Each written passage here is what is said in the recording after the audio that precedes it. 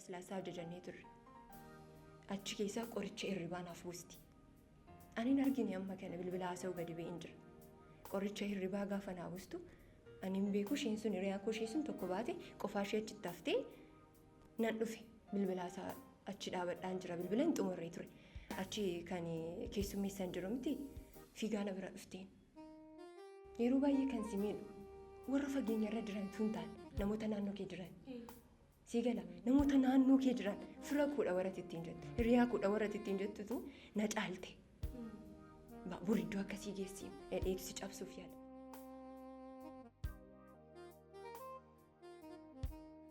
Yooyyaa harka fuunee kam jirtu hordoftootaafi kabajamtoota Kuush Poodkaastii har'a keessummaa ajaa'ibaa qabannee isiniif dhufneerra Ayyuu faana yeroo darbee keessummaa ajaa'ibaatu ture nu bira har'allee akkanuma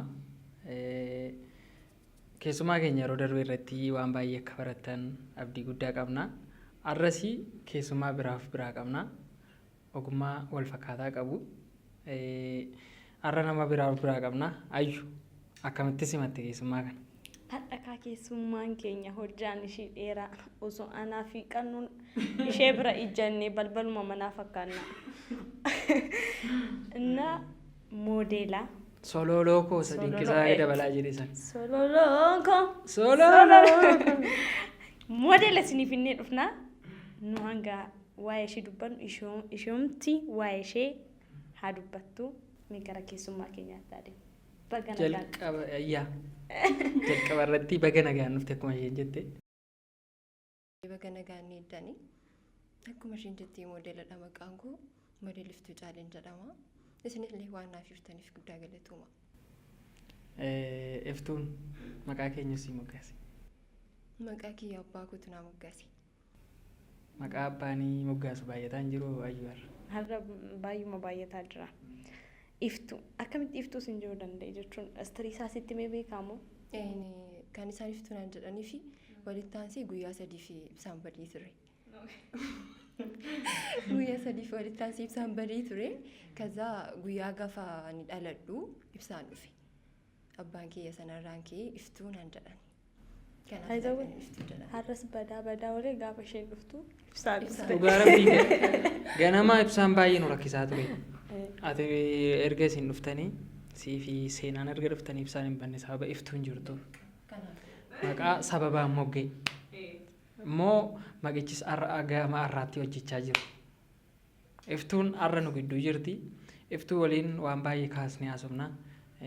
Mata duree tokko haasa'uuf yaalla.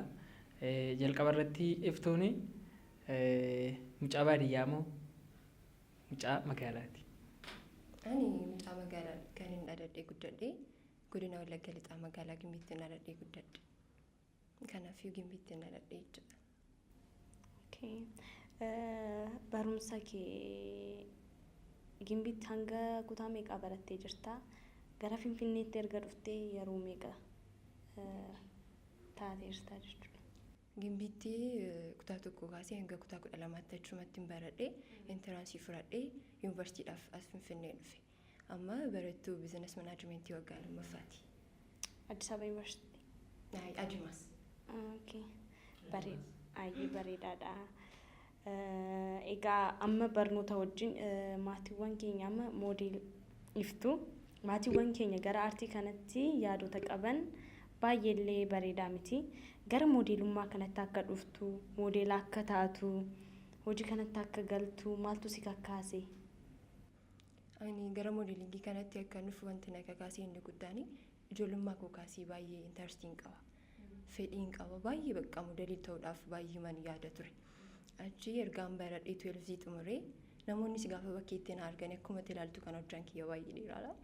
Namoonni na arganii ati moodeelamoo naan jedhu utuun hin ta'inii jechuudha. Tun gara addunyaa moodeelingii kana keessan dhufanii yaadi namaallee akkasuma naan jedhu ati moodeelamoo gaafa naan jedhan anis jalqabaa kaasee fedhii waan hin qabuuf maaliif hin fedhii kiyya kana fiixaan hin baasu kan jedhamutti hin dhufe. Achi moodeelingiin baradhee moodeelan ta'e jechuudha. Intarestii kiyyarraan kan hundaa'edha. Jalqaba fakkeenyaaf namni gaafa gama waa tokkotti dhufu fedha. Inni guddaan fedha qaba. Fedha jalqaba sadarkaa gadaanaa gaafa barachaa turte hawwii moodela ta'uu hawwii mana barumsaa moodelingii jedhanii barachuu fedhii isaan qabdaa maatiin immoo si jabeessa waan kanarratti. Maatiin illee amma kanatti yaada kana fudhannee garoon inni guddaan fedhii koo kana moodelii ta'uudhaan gaafa miidiyaa garaagaraa irratti argu baay'een baqqaa nan hawwa ture moodela ta'uu fi jechuudha. Gaafa sanumatti dabalatee gaafa yaadi namaa akkas naan jedhamu maaliif moodelan ta'uu kan jedhamu baay'ee na keessatti bilchaataa dhufee jechuudha. Anis yaada namaa kanas kan koo fedhii koo kanas nan milkeesse.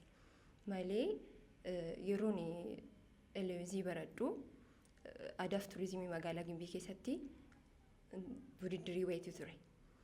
Obboleessi kiyyaa achii hojjeta nan naqaan jedheen tasuma hin danda'amu naan jedhe badiin naqee dorgommii sana jechuudha. Hin danda'amu jedhee na galche.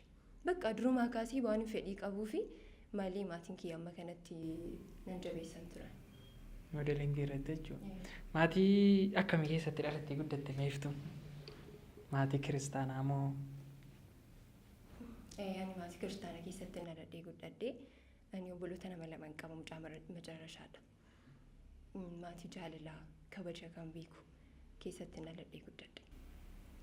Maatii isheetii fi mucaa akkamii turte? Guddisni jira mitiire yeroo ijoollummaa kaasnee haasaa turre hayyuuf afaanas ijoollummaatti ijoolleen amala garaagaraa qabu. Iftuun maatii biratti nama akkamiidha? Hojii mana keessaa irratti illee manneen barnoota ishee irratti illee mucaa akkamii turte? Agaa maatii ishee wajjin turtetti umurii ijoollummaa isheetti jechuudha. Iftuu yeroo sanaa nuu ibsi. Ijoollummaa koo kaasee akkuma isin jedheen mucaa macarrashaadha. Bakka qananiidhaan guddadhe gaafa isin jedhu mucaa macarrashaa waan ta'eef lama qabu naan sadaffaa irratti dhaladhe ija keessa na ilaalu. Isheen lammaffaa irratti dhalatte shamarran waan taateef isheettaan siin dhaladheen. Bakka maal jedhiin sitti maa mucaa macarrashaa gaafa taatu ilaalchi maatiin sii qabullee xiqqoo kan warra sanaarra addadha.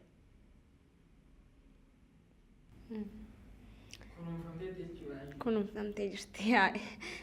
Anis duguggaa garaati. Isheenis akkasi. Duguggaan garaa kun akkamii? Duguggaa garaa jechuun ati kan dhumaati. Siin haadha daa'ima biraan qaban.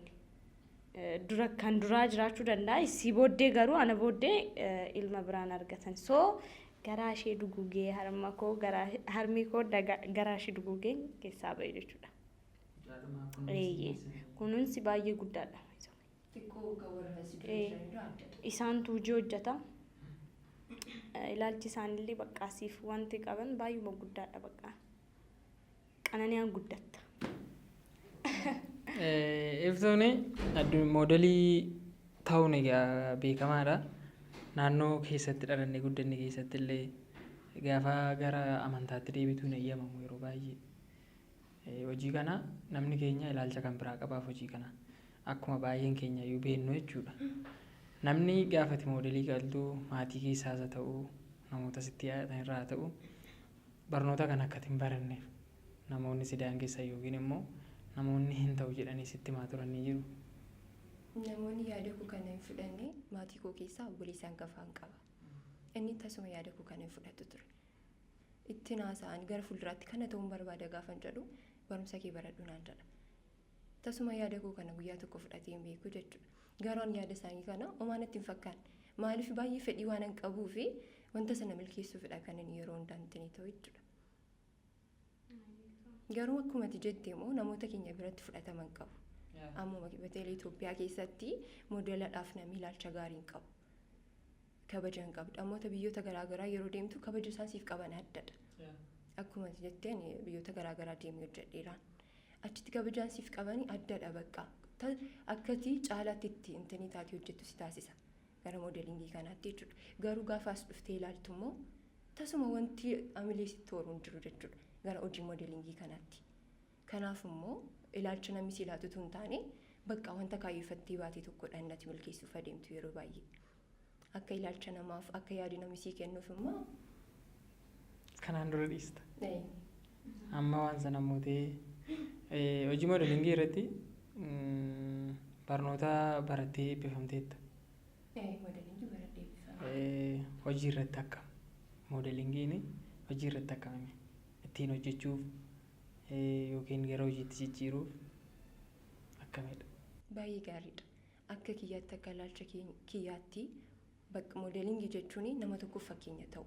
Namni kani waan haaraa sirraa ilaalatu jechuudha. Namni tokko waan haaraa kan sirraa arguudha. Akka nu badheetti. Ani guyyaa tokko keessatti ofii kiyya moodeelota Itoophiyaa keessatti tawadaaddaree hin beeku. Akka intarnaashinaal moodeelii tokkotti nuuf ilaala jechuudha. Kanaaf fedhii kiyyaarraan kan hundaa'ee fi ammayyuu caalaatti akkuma siin jedhee amma guyyaa tokko keessaa guyyaa tokko akka moodeelota amma jiran kanaatti namni gaafa karaarra na gaafatu moodeelli shindee gaafa nan aadalloo hin jedha. Maaliif bakka iddoo guddaan ofiif qabu. Akka intarnaashinaalaatti waan of ilaaluu fi amma moodeelli namni kamiyyuu moodeelii ta'uu danda'a namni kan jedhamudha amma miidiyaa kanarra kan guutee jechuudha. Guyyaa tokko keessaa akka kanatti of ilaalee hin beeku.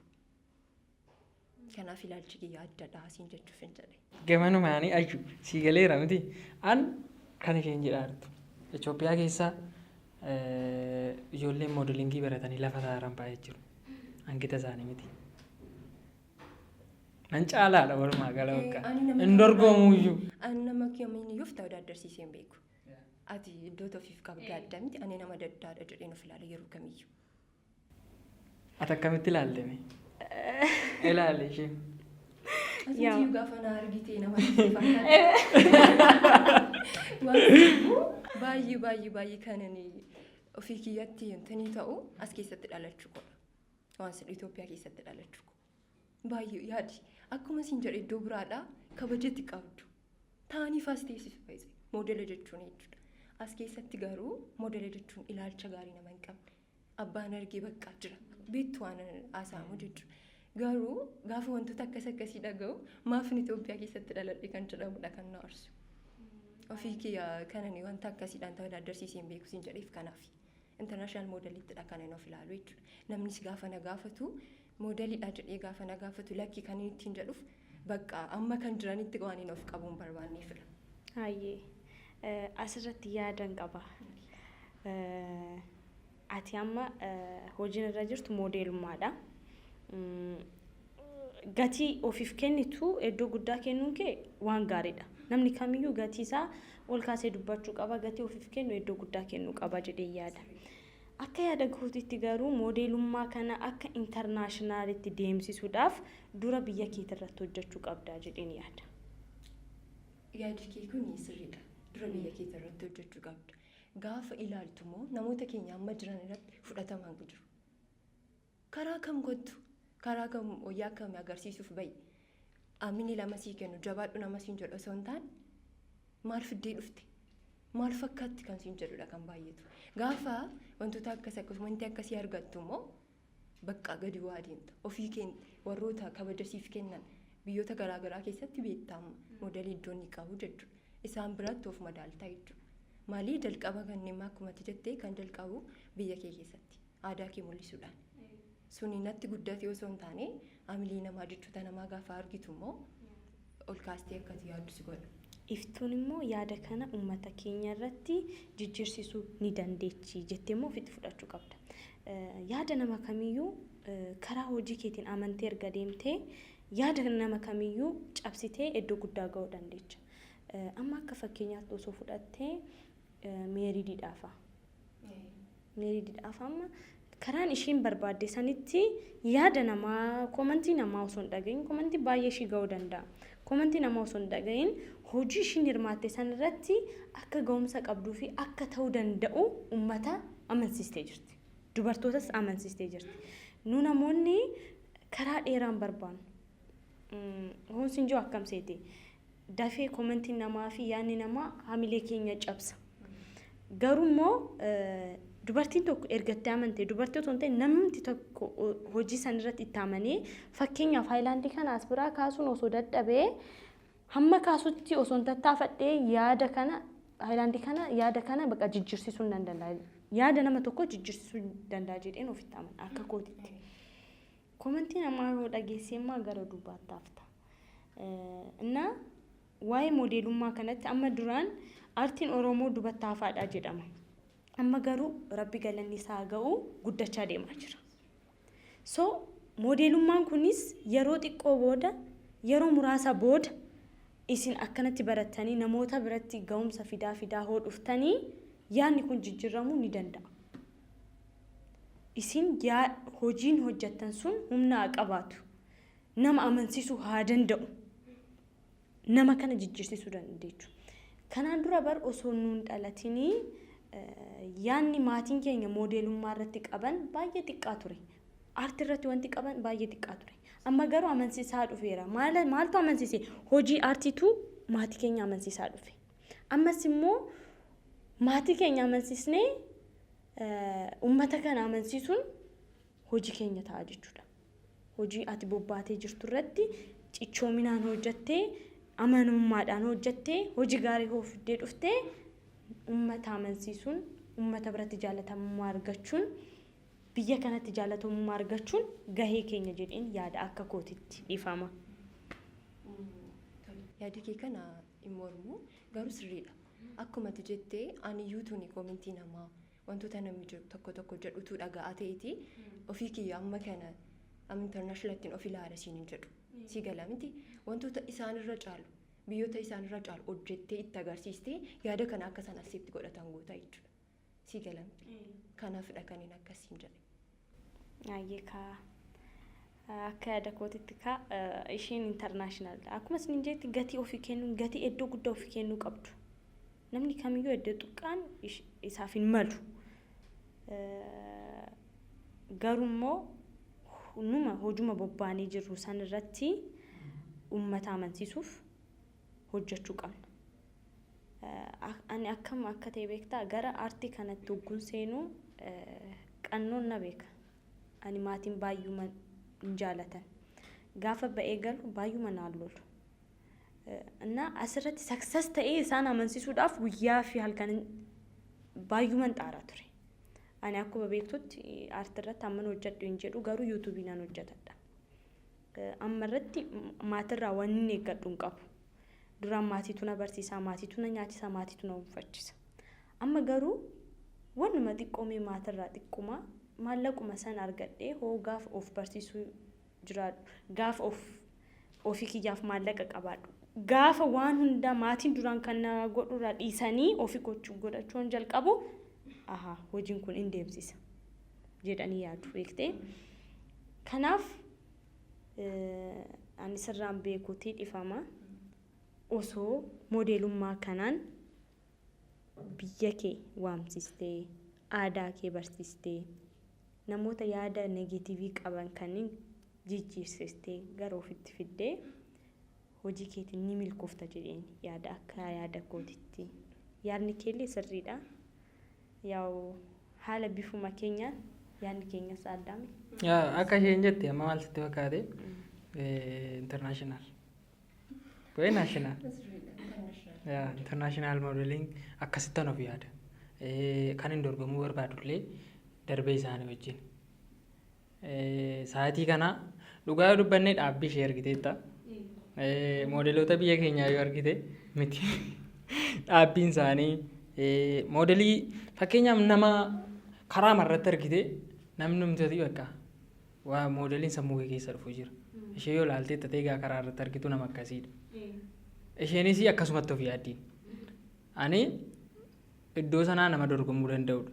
Asitti of yaadu. Dogongorri guddaan immoo as keessatti dhalachuu godha. Silaa kanarra iddoo guddaan jira wanti isheen dubbatte. Isa kana immoo dorgommiin gaafa adeemsifamu akka Afrikaatti jira. Itoophiyaa keessa illee dhufanii kan dorgoman ni jiru. Iddoo biraa akka gosa garaagaraa ni jira dorgommiin. Carraa sana dorgomuuf argatteetta?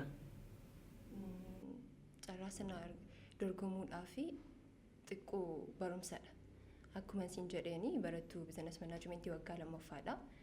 Akkuma moodelingiin kun barumsa isin barbaada. Kutaa lakkaa'uu osoo hin taane barumsa isa sirrii jechuudha. Hubannoo isa sirrii. Amma fakkeenyaaf argiteetta yoo ta'e mucaa keenya ishee yeroo darbee baay'ee bakka nama ajaa'ibsiifadhu ishee nanaaf. Nama fakkeenya naaf taatu jechuudha. Asii darajee amma baay'ee anaaf nama adda. Namni fakkeenya naaf taatu. Jiraami akka balu jettee wanta tokko isheerra caalee argamuu qaba jettee wanta yaaddu tokko jechuudha. Isheen nama naaf fakkeenya taatudha. Yoo ilaalteettatee beekumsi ishee wanta kamirratti baay'ee nama dinqisiistudha. Akkuma kanaanis barumsa kiyya kanaa wajjin hidha malee na yaada. Akkuma isin jedhee gara fuulduraadha kaayyoon kiyya. Rabbi si haa milkeessu jenna. Internaashinaal taate immoo akka asii darajee kanatti mo'attee biyya kee akka waamsistu abdii guddaa qabna. Meeqa waa'ee moodeelummaa kana hamma naa hawaasofne iftuun jiruu ishii biraa irratti maal fakkaatti? Laayifiin isheen amma irra jirtu maal fakkaata? Karaa jaalalaatiinis ta'a, karaa biraatiinis ta'a. Mee walitti fiddee maal akka fakkaatu nutti aantu? Akkuma isin jedhee waa'ee kiyya xiqqoo siif dubbadheera. Akkuma kana ani barattuudha amma. Hojii moodeelingii barumsa kiyya waliin nan deemsisa. Barumsa kiyya karaa biraa, hojii immoo karaa biraa jechuu kooti. Hojii irratti bakka wantoota naaf malu jedhu. Amma moodeelonni keenya tokko tokko moodeeladha. Garuu bakki isaan itti argamanii oolmaan isaanii hojiillee akka ofii kiyyaatti hojiin hojjedhullee maratuu hin qabaan. Maaliif hojii hojjettu bootaa siif kenna. Maaliif hojii sanaa hojiin kun nama hexxana. Na wajjin adeemaa jettee yaadde hojjechuu qabda. Maaliif wanti tokko hojii birrii akkasii agarsiisa jedhee hojii kamirratti hirmaadhee hin beeku. Wanti kun na wajjin adeema, hojiin kun nama hexxana jedheedha kan hin hojjedhu jechuudha. Malee akka moodeelota kaaniitti of hin ilaalu siin jedhee dura. Akkuma kana hojiin kiyyas amma kaampaanota garaagaraa waliin nan haasa'a. Dhiyootti yoo rabbi jedhee wada chaayinaa nan deema. Gara chaayinaa deemuun kiyya naaf ambaasaaddara ta'e jechuudha. Akkuma kanaanii bootaan ofiif kennu guddaadha. Asuma keessatti hojiin hojjedhu namoota gurguddaa waliin yoo ta'e natti tola bakka. Hojii kwaalitii qabu jechuudha. Siin waliin kan wal adeemsisu. Kanaaf ani akkasuma siin jechuu gaati. Hayya. Internaashinaal. Namni akka kanatti yaada. Gatii ofiif kennu isa jedhan bakka. Yoo iddoo guddaa ofiif laattee namni illee biyya keenya kana keessatti kanadha. Ati kabaja ofiif qabaanna namni kamillee si kabaja. Karaa kanarra yeroo deemtu ati maal ta'a deemta taanaan indee namni siin jedha. Garuu ati of kabachiistee of kabajee akka namni si kabaju goota jechuudha. Iftuun karaa jaalalaatiin jaalala irratti yaada akkamii qabdi? Karaa jaalalaa kanallee amma kanatti hubannoo qabu. Garuu waan qabu irraa siif hin qooda. Ani amma karaa jaalalaaf iddoo guddaa hin qabu. Gaafa isin jedhu nama tokko jaallattee nama tokkoof amanamtee jiraachuuf iddoo guddaa hin qaba. Akka ammaa kanatti anis akkan adeemsisaa jirutti yoo ta'e jechuudha. Ani ammaaf yeroo ammaa kana hiriyaa jaalalaa hin qabu. Garuu jaalalatti nan amana. Gaafa isin jedhu jaalalatti namana gaafa isin jedhu namni tokko nama tokko jaallatee gaafa namni tokko gara kee dhufu yaadisaa hoo amallisaa hoo namni kun akkami jettee gara keetti fudhatta. Malee namni tokko garuma kee dhufiif ofitti hin fudhattu malee. Gaafa namni tokko gara jireenya koo dhufu namni kun akkami jireenya koof hin ta'a. Na waliin hin adeema yaadisaa hoo kaayyoonsaa hoo ittiidha nama kana gara jireenya keetti kana fidduu jechuudha. Ani amma kanatti addunyaa jaalalaa kana keessa hin jirtu. Kanaan durallee hin turre. Kanaan dura hin turre siin jedhu. Kanaan dura hin turre jechuun sobalaa nama jaaladhu qaba ture walitti bu'iinsi uumama. Jaalala keessatti geemiin iyyuu walitti bu'aa jiraata miti. Akkuma kana jaalala keessa walitti bu'iinsi hin jiraata walitti buuneetidha. Kan amma jiru jechuudha. Malee amma ammaatti jaalalli jalqabne siin jedhu. Jaalalli maalidha? Siif. Jaalalli anaa fi nama tokko jaallattee nama tokkoof amanamtee jiraachuudha. Jaalalli gocha. Waan afaanii siin jaalladhaa otoo hin taane gochaan kanatti agarsiistudha yeroo baay'ee jaalala jettee kanatti amantu. Akkam beekutti jaalalli gochadha bakka. Waliif yaaduu. Ayyaantu birattis akkas ta'uu danda'a. Anis jaalala jechuun wal amanuudha. Wal amantee jaalalli. Wal amantee bakka ni jiraata jaalalli hin badu. Isa shakkaa garuu jiraachuu hin danda'u. Innis na shakkaa jiraachuu hin danda'u. Jaalalli keessatti inni guddaan kabaja waliif qabaattee jennaan. Iddoo kam geessa? Waan kamuu waliin furuu dandeessa. Jaalala dursii kabaja. Namni tokko na kabaji iddoo naaf qabataan na jaallata bakka. Ani isa kanatti nama. Namni ati jaallattu yookiin namni ati kan kootaa jettee ofitti qabdu yookiin immoo gara fuulduraatti nama kanaa wajjin nan jiraadha jettu nama akkamiidha yookiin dhiira akkamiidha? Kana siin jechuu kan hin danda'u. Fakkii nama sanaa mee kaasiiti. Amma ijoollummaa kee kaatee nama tokkoof keessatti numta. Abbaa isaan beektu garuu. Namni kun yoo akkas ta'e anaaf jireenya godha jettee kan yaaddu jechuudha. An kanani anaaf abbaa warraa kudha abbaa ijoollee kudha jedhee kan hin yaadu namni tokko nama jireenya isaaf ta'e gaafa siin jedhu ofii keef taate nama biraaf darbitii taata. Si galaa miti yoo ofii keef taarrafti nama biraafis akkasuma of kabajjii jaalala ofiif qabaatte akkasuma nama biraas hin jaallatta. Namni kun hawaasummaa isaa keessatti akkami? Kabajni nama biratti qabu akkami? Haalli amantii isaa akkami? Jireenyi isaa akkami? Na jiraachisuu hin danda'a? Nama biratti fudhatama inni qabu akkami? Jedheen gara kiyyatti fudhadha. Jaalala beekaa na kabaja na jaallata na jiraachisuu danda'a taanaan yaada kiyya waliin hin morminu wal fudhanne taanaan namni kun na argachuun isaa qallaalidha. Akkas. Dhiirroo fakkeenyaaf sadarkaa dhiirri ati barbaaddu akkas ta'uu qaba. Yoo akkas ta'e nama kana nan jaalladha jetteetta. Yeroo baay'een gaafanna gaaffii kana mana kanattis yeroo baay'ee kaasnee naasofna.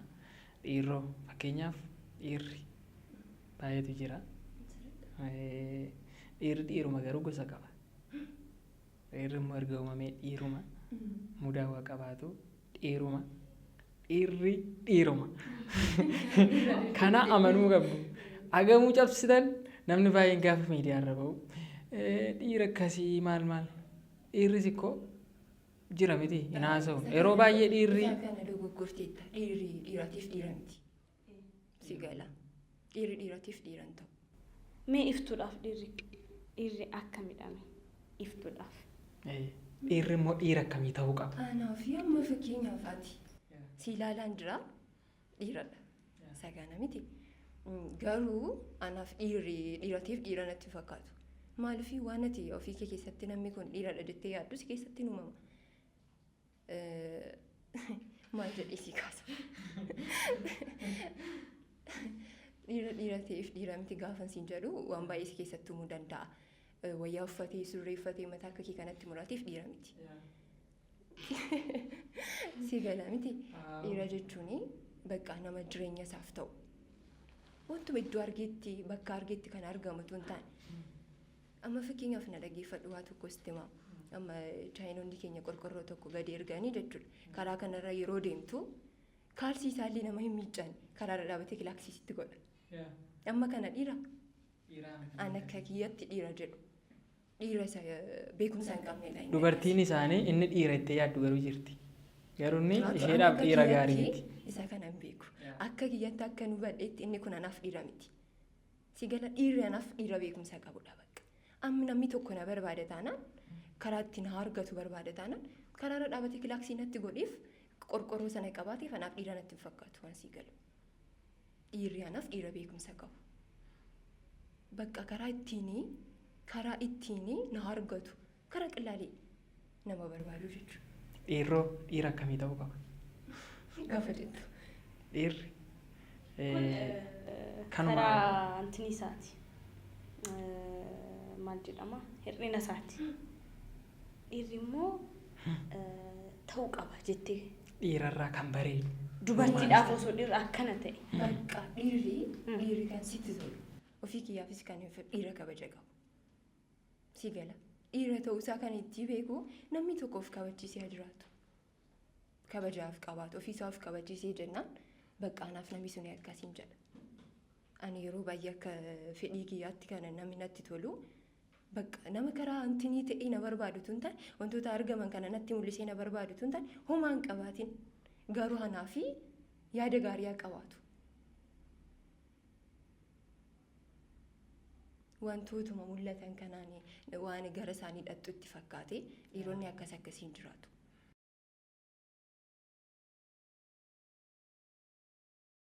Yaada kaastee irratti yaadni ishee baay'ee bareedaadha. Anaaf immoo dhiira kan jedhu jechuudha anaaf. Akka kootitti dhiirri mana isaatiif kabaja qaba. jaartii isaatiif kabaja qabu. Namni haadha isaa jaalatu haadha isaa kabaju jaartii isaan kabaja. Dubartiin kabaja. Dubartiin jaalata. Ammaan dubartoota dhiirota baay'ee irratti wanti argu maal seetan? Haati manaa isaa 200 100 gaafachuudhaaf halkan baadhuga halkan meeqatti yaaddee guyyaa meeqatti yaaddee sa'aatii fi daqiiqaawwan baay'eetti yaaddee 200 san gaafatti. Hin qabu jedhee yookaan narraa deemi jedhee biraa ba'a. Dubartii haalatti argu. Ishuma meekaappii diddibattee babbareeddee argu kan ammoo hodhu lubbuu shoppingii bayituu caammaa bitadhu kafana bitadhu jedhee 10,000 faa 20,000 faa guyyaa tokkotti baaseetti kenna. Kun ammaanaaf dheeraa miti. Namni mana isaatiif hin taane dhiirri ilmaan isaan jaalanne haadha manaa isaan kabajne mana isaatiif wanta guuttachuu qabu hin guunne inuma dhiiraa miti. Kanaaf kan dhiiratiif dhiira miti si fayyada. Garuu dhiirri nama dhiira ta'uuf qaba. Dubartiif ila maal isinitti fakkaate beektu? Yeroo baay'ee namni baay'een waan biraatti hiikachuu danda'a. Dhiirri dubartiif qofa toluu hin qabu. Dhiirri dubartiif hin tolle biyya isaaf lolee biyya isaaf toluu danda'a. Sii galeera miti. Dhiirri biyya isaaf hin tolle immoo dubartiif tolee dubartii tokko gammachiisuu danda'a. Ani immoo nama dubartiif tolurra nama biyya isaaf toluun filadha. Qannu ifamaa sitti dhiirri namaaf toluu danda'a maal jettee amma? Nama toluudhaaf qaba jettee miti? Nama toluuf qaba.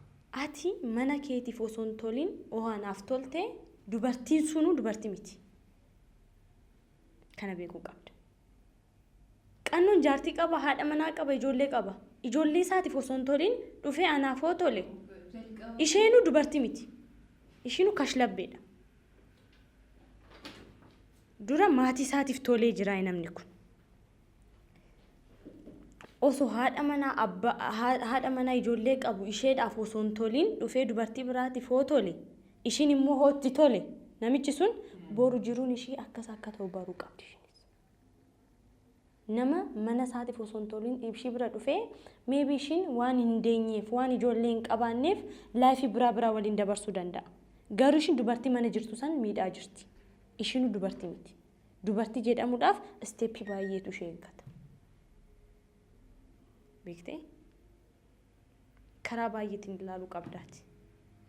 Dura biyya isaaf kan tolu hoo haadha isaaf toledha. Hoo maatii isaaf tole biyya isaaf tola. Osoo namni haadha isaa bira waan baratee waan tokko osoo hin baratiin gara biyyaan deemu. Harmeetu waa hunda si barsiisa. Nama kabaju harmee kee hoon kabajin dhuftee jaartii keen kabaju biyya keen kabaju. Namni haadha isaa kabaju haadha isaa jaalatu jaartii isaas hin jaalata biyya isaas hin jaalata biyyaafis hin tola haadha manaa isaatiifis hin tola jechuudha. Akka yaada kootitti kana. Namoota akkuma isheen jettee utuu biyya kee bira hin gahin namoota naannoo kee jiran irratti kan jalqabu. Akkuma isheen jettee maatii kee, obboleettii kee, haadha manaa kee yoo isaan irratti barteedha baatee kanatti agarsiisuu dandeessu. Kanaafiyyuu keessumaa jalqabas jechuu kooti. Kanaafuu fakkeenyaaf dhiiraa soofne dhiirri dhiiruma anam gurun qabusa kana dhiirri dhiiruma naafachu. Dhiirri garuu dhiirri dhiira jechuuf waan tokko haasa'uu qabdu isin amma. Dhiirri haadha manaa isaa rukutu dhiira. Dhiirri haadha manaa isaa manatti hacuucuu dhiira. Dhiirri immoo haadha manaa isaatiif bilisummaa hin kennine dhiira. Dubartiin immoo abbaa manaa ishee ba'ee galuutti faaran tolle bifa guurtu amalatti geeddartu dubartiidha. Dubartiin keessummaadha jedhee mana fuudhee galee hin kabajne.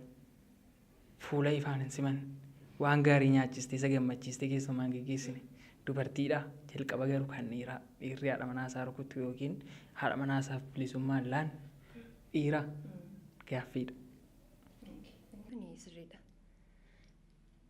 Akkuma isin jedhee dhiirri dhiiratiif dhiira miti kana isin jedhee fi sababa waan hin qabuuf. Akkuma ati jettee namni haadha manaa isaa cuucu maatii isaaf kan hin taane dhiira natti fakkaatu anaan. inni guddaanii kabaja maatiif qabaachuu. Amma yoo argite miidiyaa kanarraa wanta baay'ee gaa'elatti akka hin adeemneef illee intinis ta'utu jira beektaa. Maaliif si sodaachisa bakka. Yaadda akkas taalaata kan jedhamu kan si keessatti uumamu. Mirgi shamarranii amma kanatti utuu eegame anaaf gaariidha akka shamarran tokkotti. Dura waan hundumaa macheem nama ciniin ta'een ilaaltu. Iddiitti seenteedha amala namaa, jireenya namaa kan sii galu. Inni amma bakkeedhaa sii du'ee sii cabe jedhu mana gaafa galtu si cabsuuf ka'a. Inni kun anaaf dhiira miti. Akka kiyyaa akka waan fudhadhetti jechuudha. Kan jalqaba dhiirummaasaa kan murteessu kabajanni namaaf qabu. Ofiisaaf ofirraa jalqabdu yoo of kabajjee maatiitti keessatti guddattedha inni wasaanii. Maatiitti keessatti guddatte kabaja namaa si barsiisaniiru taanaan darbitee kanatti gootu akkasuma hawaasatti keessatti guddatte. Jalqaba inni guddaanii ofii kee kabachiisu. Ofii kee akkamitti kabachiista? Of salphisuuf of kabachiisu jechuun bakka hin taanetti argamtee kabaja qabaaf hin jechuu hin dandeessu. Kabaja keetti kan bu'u bakka hin taanetti argamu keetti. Si gala? Kanaaf of kabachiistee namas kabajja. Anaaf akkuma tinaa kaastee kun dhiirri maatii isaaf hin taane, dhiirri maatii isaa hin kabajne. Haadha manaa isaa galee loluu anaaf dhiira miti. Dhiirri waan hundumaan guutuu ta'edha dhiirri. Akka kiyyatti akka beekumsa gootitti jechuudha. Waan hundumaan guutuu gaafa siin jedhu waan waaqayyo sii kenne miti amma. Harka keenya miila keenya amma waaqayyotu nuuf kenne. Waan gochuu dandeenyu hin qabnu miti. Garuu waa waaqayyo nuuf kenne kanatti daballee beekumsa tu barbaachisa. Kanaaf akka kiyyatti dhiirri dhiira jedhamus dubarri dubartii jedhamtus namni beekamtu ogeettii kan taate abbaa manaa isheef kan yaaddu. Gaafa inni bakkeedhaa dhufu haara ifaadhaan kan simattu. Baga nagaan dhuftee seeni taa'e. Dadhabdee ta'uu qodhu kan jettee abbaa manaa ishee simattu jechuudha. Dhiirris immoo akkuma kana. Amma fakkeenyaaf yaan akka amala kiyyaatti wantoota bakkee irraa dhaga'u utuu nama nattaan irraa dhagee natti tola. Si gala miti ati bareedduudha. Ati akkasii namni bakkee naan jedhu inni nattaan. Heerumee abbaan manaa kee ati bareedduudha, cimtuudha, jabaadhu gaafa naan jedhu natti tola. Si gala miti waan amallee akkasii ati akkasidha naaf hin taatu namun jechuudhaadha mana ofiidhaan utuma ishiin dadhabbii qabdu, dadhabina qabdu, utuma ishiin laaftee jirtu jabaadha ati cimtuudha. Ituu ittiin jedhee namni akkasii bakka utuma cimtuu miniteeyyuu jechi abbaa manaa kee akkasii cimsisi godha. Haadha manaa biras kan jiru abbaan manaa ishee laafaadhatee jabaadhu cimi gaafa ittiin jettu akka isa cimsu godha jechuudha. Laafaa ta'etu ni jiru. Anaaf dhiirri kan jedhamu waan hundumaa nama guutuute beekumsa nama qabu nama na hubachuu danda'u nama akkasii. Kanaafuu dhiira inuma nyaanne irra dhiirri waa'ee dhiiraa baay'ee haasofne garuu gaafa haasofnu yeroo baay'ee jechuudha dhiira bakka jira miti. Dhiirri waan baay'eetti akka gabbu yeroo fi akka inni sirraa'u qabudha bakka dhaamsi jiru hundisaayyuu jechuudha. Kanaafuu waa'ee dhiiraa haasofne irra dhiirri nuti asitti maqaasaa cabsine yookiin dhiirri nuti asitti maqaasaa ol kaasnee haasofne guyyaa tokko bakka kana taa'ee haasofuu danda'a. Baay'ee dhiira mataa isaas hin cabsine, haala isaas hin cabsine. Kun riiliidha bakka. Wanta argaa jirru, wanta hubachaa jirru irraa dubbanna bara. Nu beekumsa isaa qabaannee miti. Laayifii seennee gara heerumaatti seennee ilaallee miti. Wanna haasaa jirru baraama. Wannuma miidiyaa irra darbaa jiru kana, wannuma nu cinaa ollaa keenya ta'uu san irraa muuxannoo fudhannee asitti haasofna malee beekumsa isaa qabaannee miti. Beekumsa jireenyaa qabaanneeti miti. Namoota nu caala beekumsa jireenyaa beekantu jira, nu caala dubbatantu jira. Garuu immoo hammuma beeknu, hammuma sooshaal miidiyaa kan irratti arginu, hammuma hiriyyaa keenya irratti arginu san dhufnee namaaf sheer goona. Beektee akkuma isheen jetteetti ani dubbadheen jira kanaan durallee. Badees tolees ilmi dhiiraa haadha isaa jaalatu bakka. Haadha manaa isaa jaalata, mana isaa jaalata dheera baqqaanaaf. Jalqabumaa dhiirri maaliidhaaf haadha manaa isaa hacuuca? Maaliif bilisummaa ishee dhorka? Waan manatti baratee dhufeef. Haadha isaa waan hin kabajneef. Beektee? Kanarraa hafe immoo ala bareeti. Ala akka baru kan goote immoo eenyudha? Isheedha. Haadha manaa masan. Gaafuma galee eecha oltee galtaa akkana gootee asin baatee kun dhumatee barbarreen asin. Hoon jedhe inni mana isaa hin jibbaa kan biraa laalutti deema. Akkamitti dubbattu fakkeenyaaf bagaa asooftee ayyooni. Akkamitti dubbattu kan jiru bareeda baze. Waa mana keessaa haadhuma fakkeenyaaf. Waa mana keessaa hodhume. Waan barbaaddu akkamitti itti himtu atis. Waan mana keessaa uumuu danda'u akkamitti. Afaan kee damma. Eesh itti fufi. Akkamitti dubbachuu dandeechuu jira. Fakkeenyaaf akkuma balbala baneetti kun hin jiru hoon jedhe hin taare hin ta'u. Lubbuu bakka nagaan dhuftee kootu seen taa'ii jedheen irbaata isaa nyaachisee buna dhugee achi haasaa maatiin taphatta bariin haasofta teechee waan akkana ta'e olmaan kee maal fakkaata olmaan kiyya kana fakkaata achuma keessatti waa'ee manaa haasa'uu jalqabda. Haasaa keessattuu gaafa waa'ee maatii haasoftu gaafa jireenyaa haasoftu in haasofta bakka garuu akkuma seeneen wanna umeetiin gaafa hundaa hangattee haasoftu bakka maatii keessa bari in haasofta. Abbaa manaa koo har'a olmaan kee maal fakkaata kana fakkaata olmaan koo immoo kana fakkaata bakka wanti kun immoo mana umeeraa borummoo olmaan kiyya kana fakkaata gabaa deemee wanti kun umee jira deemee bibbituun qaba kanaaf bakka in haasofta simbal goote. Tokko ani asitti hinooti jiruun kiyya baraan kana fakkaata kun hin guutu kun hoon jedhu kun hin guutu hin ta'u akkanatti. Garummoo hoo rabbisi eebbisee immoo hoo rabbisi qarqaaree immoo osoo haati manaas baatee hojjatte abbaan manaas sooba'ee hojjate waamuma kanaayyuu yaadattu waama wallola kanaayyuu yaadattu ishinis taargeettiin ishii hojii ishirratti innis taargeettiin isaa hojii irratti gaafa mana galan wal yaadanii galu. Ishinis gaafa dubartiin mana jetteechuu baay'isawwee nagarii yaaddi. Oolmaan isaa harreessaa laaqana eenyu wajjin nyaachaa jira. Iddoo laaqana nyaatu sanitti dubartii akkana argee immoo hoona jibbee. Waa baay'ee yaaddi beektee dubartiin. Kanaaf dubartiinis baatee hojjechuu qabdi. Waanuma xiqqoo taatu maa suuqii nagaduun taatu. Manuma ishii fuulduratti suuqii banattee hojjettee galuu qabdi. Akka yaada kootiitti akkana. Hoo kun jiraate walloon liyyuu hin jiraatu. Akkuma jedhe jaarsa barate si haa kennu. Jaarsa barate hoo si kenne atiyyuu hanga dubbattutti hin eegunnu. Maaltu badee bareedduutiyya maaltu akkana ta'e haadha manaa koo waan hanqatee jira mana keessa jedhee ofiisaatiif si gaafata. Hanga ati dubbattutti hin eegunnuyyuu. Kunoo jiraate. Waliin diskas gochuun hoo jiraate waliin haasa'uun hoo jiraate waliin taphachuun hoo jiraate wanti kun asirratti akkana ta'uu qaba okay teechanii haasoftan maaliif wallolu maaliif bilisummaa ishii dhorka walloon liyyuu hin jiru kanan jedhaan.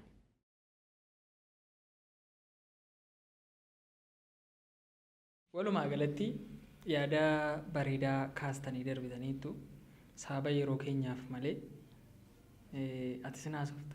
Waan baay'ee haasofna turre akkuma jalqaba jettee nama internaashinaal gooteef yaadduudha qixaa moodelingii irratti waan kamiinuu an bakka guddaan ofiif qaba jetteetti akkasuma hawwii isheellee dubbatteetti hawwii akkamii akka qabdu dhiira irrattis haa ta'u jireenya ishee keessattis haa ta'u waan garaagaraa dubbachaa yoo nageenye irraa amma sagantaa keenya xumuruudhaa fi wanti dubbannu kan biraa yoo jiraate namni nama akkamii ta'uu qaba. Namaaf namni akkam ta'uu qaba itti yaaddaati. Gaafan akkasiin jedhu qixa hiriyyummaadhaan haa ta'u maaliin haa ta'u namni yoo maal ta'e. Namni nama akkamii yoo ta'e gaariidha. Nama gaarii ta'udha. Amma asirratti hojjetan namni kamiyyuu maqaa kee waan badhe haasa'u. Utuu namni kamiyyuu amma asirratti godhu utuu namni waan kamsii yaadu gaarii ta'e argame. Iddoo kamittiyyuu boriyyuu taanaan namaaf gaarii yaadda taanaan gaarii goota taanaan iddootti argattu guddaadha. Nama kamiifiyyuu gaarii yaadudha. Ani akka kiyyatti namni yoom naa miidhee waan barbaade godhe nama sinaaf deebisee gaariima gochuun qaba. Kanaaf namarraa kan eegamu gaarii ta'udha. Gaarii yaaduu gaarii gochuu. Kanaaf namni kan irraa eegamu nama gaarii ta'u. Hiriyyaan fakkeenyaaf namummaa keessatti sila kaasnee haasofnee turre yeroo darbe haasaa turre hiriyaa gaariif hiriyaa hamaatu jira. Wayii dhimma qixa hiriyyummaa irratti yeroo baay'ee hojii hojjetan keessatti illee waa tokko hojjechuu waliin ka'uu keessatti illee yeroo baay'ee hiriyyoota kan walitti dhufu gufuun garaa garaa jiraachuu danda'a. Siin hiriyaa akkamii jaallattaati? Iftuun hiriyaa akkamii jaallatti? Hiriyaa akkamii feeti? Hiriyaa akkamis qabdi? Hiriyaa akkamii qabda? Agam immoo milkooftuudha qixa hiriyyummaa irratti? Hiriyaa akka gara hiriyyummaadhaan kana sii kaasu ani hiriyaa natti hin hafne. Utuun balleessaa jiru balleessaa koo sana beekee jabaadhu nama naan jedhu otoo hin taane utuun balleessaa jiru utuu argu ayi kun sirrii miti irraa deebi'i nama naan jedhu hiriyaan akkasii anaaf hiriyaa gaariidha. Nama balleessaa kootti na jabeessitu hin taane hiriyaa balleessaa kootti na jabeessitu hin taane hiriyaa na gorsitee waan balleessaa jirurraa karaa sirrii natti agarsiistu anaaf hiriyaa koodha. Ani hiriyaa gaariin qaba. Dhugaa dubbachuu fi seenuun hiriyaa naaf nama gaariiti. Baay'een jaalladha iddoon qabaa fi yoo an balleessee isheen balleessite walitti himna. Kun sirrii miti deebi'i. Kun gaariidha jabaadhu waliin jenna. Hiriyaan yeroo itti balleessitu sitti himtee yeroo itti gaarii gootu si jabeessitu yeroo kamiyyuu bukkee koo jirti. Yoomiyyuu anaaf hiriyaa kooti isheen. Kan natti hin hafne kan gaafa balleessu natti himtu gaafa gaarii godhu kan jabaadhu naan jettu yoomiyyuu anaaf isheen hiriyaa kooti. Carroomtuudha hiriyaadhaan carroomtuudha. Yeroo baay'ee waa'ee hiriyaa namoonni baay'ee dubbatan hamaa isaanii dubbatu. Ati immoo carroomtuudha. Hiriyaa baay'ee gaarii qabda. Nullee hanga ishii wajjin haasofne yaadaan bilchaattuudha. Hiriyaa yaadaan bilchaattuu qabda. Atis akkasuma. Egaa akkana jennee tattaphachaa waan baay'ee jiruu keetirraallee ekspiriyaansii fudhanneerra. Keenyarraallee akka ekspiriyaansii fudhattee abdii guddaa qabna. Haa ta'uti kaa amma gara goola baatti deemna. Gaafiin tokkoon kaane bara qanna. Gaafii mana kana yaadaa jiru taanaan. Mana keessan keessaa maatii kee keessaa nama baay'ee jaalattu nama adda gootee ilaaltu eenyudha? Bakka guddaa kan qabduuf fuula dura namas hin banne. Bakka jira hin jaallatta garuu kanumti immoo fakkii sammuu keessa sitaa jira maatii kee. Maatii koo fi jaalala guddaa hin qabu. Hunda isaaniifuu keessumattuu haadha kiyyaa fi jaalala addaa hin qabu.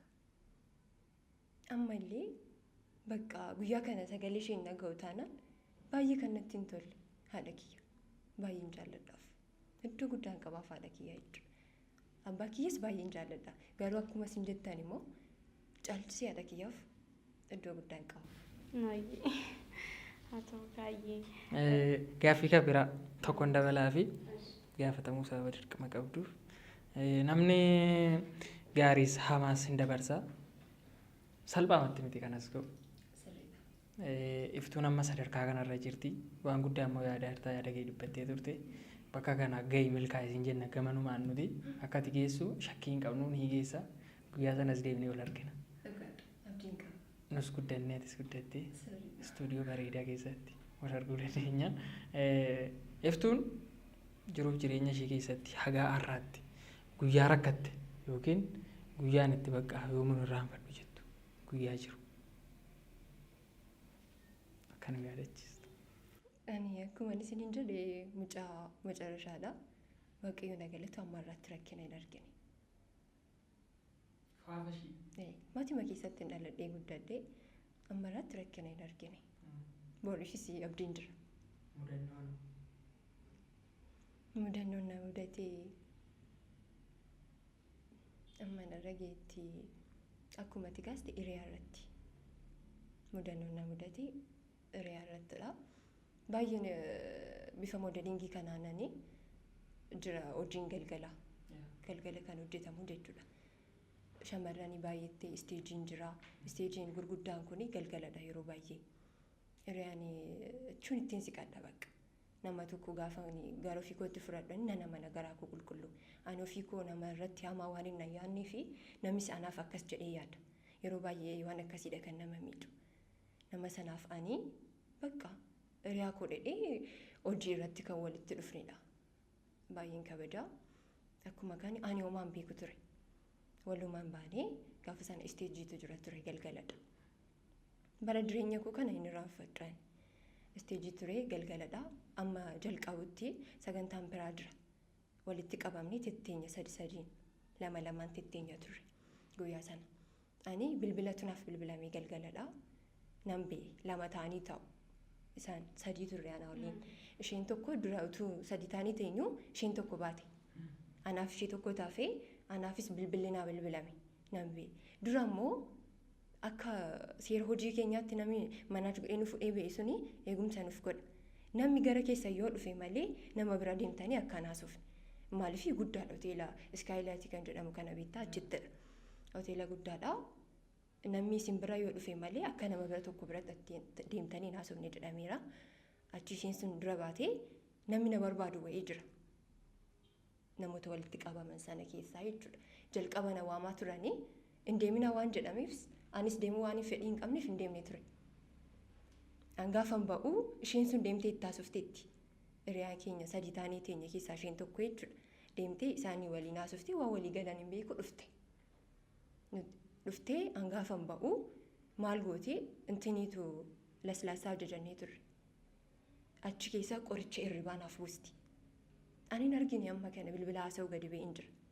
Qoricha hirribaa gaafa naa buustu ani hin beeku isheen sun hiriyaa koo ishee sun tokko baate qofaa ishee achitti haftee nan dhufe bilbila haasaa achi dhaabadhaan jira bilbila hin xumurree ture. Achi kan keessummeessan jiru miti fiigaa na bira dhufteen natti dhuftee akkas naan jette. Wanta siif kaamee jiru sana akka hin fayyadamne naan jette. Nannee bakka. Indee hin jedheen maaliifinaan anaa fi bakka guddaadha in ari'amti baay'ee achi keessaa jechuudha. Anaaf hojii qofaan dhiibbaa qabuuf wanta sitti immoo kana raawwadhu garuu hin fayyadamin naan jette. Nannee saayitii sanatti baqqamee maaliif hiriyaa kudha jedhee wajjin taa'aa jira. Matuma waan akkasii yaadneen. Indee akkamitti jedheen homaa tokko hin dubbanne silkii koo akkasitti qabadheen nan deemeen. Seenuu qabaan jedheen kilaasiin nu qabamee jira eegumsaanidha kan achi keessa jiru kan bubbulluu jechuudha. Bakka kilaasii koo deemuu qabaan jedheen. Maaliif naan jedhan? Ishee waan gootee waan beektuuf narratti achi walii galteetti akka hin ta'e wanta sana fayyadamee isaan waliin intinii ta'uu barbaaddeetti. Hiriyaan koo suni jechuudha. Ani kilaasii koo seenuu qabaan jedheen. Maaliif naan jette? Ayi seenuu qabaan jedheen. Achi nan fiige boo'ichaaf baqqaa isheetti dubbachuuf isheen dhuftee natti himte sun hin guddaamti. Hiriyaa ishee hojii ishee sanarraa hin ari'amti miidhaan ishee irra gahuu danda'a. Warroonni ta'an sun ishee miidhuu danda'u. Isheef na yaade. Oon dubbadhee jechuudha. Amma dhaqee maaf kana goote jedhee haasa'uu nan danda'a. Garuu ishee sana utuu isheen inni argine ta'ee dhugee wanta barbaade isaanii wajjin ta'e ganama nuuf arga. Ani hin beeku. Miidhaan kun narra gahuu danda'a. Garuu maali yaade isheen iyyuu natti himte. Isheen iyyuu dhuftee utuu nan beekin akka miidhamu koo jibbitee akkas naan dhatte ani mammaaf hojii isheerraa akkas ishee godhan jedhe. Silkii koo kana akkasumatti hin qabadhee qaxxadhee man deema. Hiqqadhee man boozim jedhe. Guyyaan sun yaanaa fi guyyaan bara jireenya koo hin irraanfanneedha bakka. Garuu hamma iskaawun nama naani. Wanti amma nagahuu narra ga'ee ammayyuu nama naannama. Mudannoo koo bara jireenya koo hin irraanfanneedha kun. Kun mudannoo qofa osoo hin taane seenaa nama barsiisudha. Hiriyaarraa of qusachuu waan hundumaarraa of eeggannoo. Keessumaa ijoolleen shamarranii ayyuun fa'aa sirriitti dhaggeeffatu. Iddoo wayiin deemtaa nama wajjin namni shira akkasii yaada. Sirriitti. Yeroo baay'ee kan si miidhu warra fageenyarra jiran tun ta'an namoota naannoo kee jiran. Siigala namoota naannoo kee jiran fira kuudha warra ittiin jettu hiriyaa kuudha warra ittiin jettutu na caalte. Baaburri iddoo akkasii geessi dheetu si cabsuuf yaala. Ati hin beektu waan inni sirratti yaadu koo. Garuu nama hamanuuni baay'ee nama miidha. Guyyaa tokko waan akkasii gootii miti utuun balleessi nama natti muda jedhee nama yaadu anaaf. Maaliif ofii kiyyaa amman iddoo kana geetti guyyaa tokko hamaa namarratti yaadee hin beeku. Akkani dhageetti naaf galetti isaanii wajjin dura walii galte. Isaan warroota qabeenya qabanii birrii isaanii warra si argachuu barbaadan yeroo ammaa kana wantoota akkasiidha kan babal'achaa jiru. Waan birrii qabuuf, waan qabeenya qabuuf, waan makiinaa qabuuf karaa qalaalii waan si argatu itti fakkaata beektaa. Birrii isaatti fayyadamee na waliin cisee bakka. An jireenya kiyya bara koo guutuu kan na qoccaafu raawwadhee jechuudha. Kanaaf of qusachuudha inni guddaa. Of eeggannoo gochuu nama amanuu dhiisu. Batalii namoota naannoo keenya jiran irraa of qusachuun jedha. Mudannoo kootii inni kuni irraa barattu jedhee wayyaadha. Maara baay'ee nama barsiisa. Na ajaa'ibe akka guuttaanii hiriyaa ta'anii gaafa waan akkanaa walirratti raawwatan waan baay'ee nama jibbisiisudha. Barnoota namaa ta'ullee hin qabu waan akkasii. Wantoota ajajannee illee dhisnee akka hin baane guyyaa sanaa kaasee maa obboleessa kiyya hin ta'in. Nan bakka guyyaa sana ergaan akkas ta'eeti nan sodaadha bakka. Ajajadhee wanti sunutu natti mi'aawu deebi'ee hin fayyadamu. Iddoo biraa deemtee deemtee. Wanti sun waan sammuu kiyya keessa jiruuf gadi ba'ee yoo nuufillee tizzina jedha bakka. Deebi'ee hin fayyadamu wanta sana. Garuu sitti hin beekamu. Kan si miidhu immoo namootuma naannoo kee jiran beekta. Kanaaf of eeggannoo gochuun baay'ee barbaachisaadha. Hayyikaa dubartoota kanarraa barumsa guddaa akka barannu abdii guddaa qabna. Haa ta'u kaa hadha dhuftee nu kabajjee as argamu keetiin baay'ee galatoomii ulfaadhu. Yeroon keenyas baay'ee deemee jira. Baay'ee haasofni dadhabannes nu kabajjee haasofuu keetiin ulfaadhu galatoomii. Qophii keenya qannu asumaan golabna. Qophii keenya kanumaan xumurraa ergaa yoo qabaatte yookiin dhaamsa yoo qabaatte daqiiqaa tokko fayyadamiitii walitti qabii. Ani akka kiyyatti kan isin jedhu keessummaa keessan gootanii na kabajanii na waamu keessaniif guddaa galatoomaan isin jedha. Baay'een isin jaalladha. Galatooma. Atillee yeroo kee kabajjee magaalaa Finfinneedha baatanii magaalaa Adaamaa dhuftanii nu kabajjeenii nu jaallattanii bakka kanatti waan argamtanii ulfaadhaa galatoomaa isiniin jenna. Iftuullee seenaallee kanaa booddeetti immoo bakka guddaa geessanii akka isin arginu abdii guddaa isinirraa qabnaa jabaadhaa hojii bareedaa irra jirtu ulfaadhaa isiniin jenna. Waan yeroo kee nuuf laatteef gamanuma ulfaadhu. Akkasuma hordoftootiif kabajamtooti keenya waan haga yoonaan faana turtaniif ulfaadhaa galatoomaa isiniin jenna. Torban qophii biraan hanga walitti deebinutti nagaan turaa.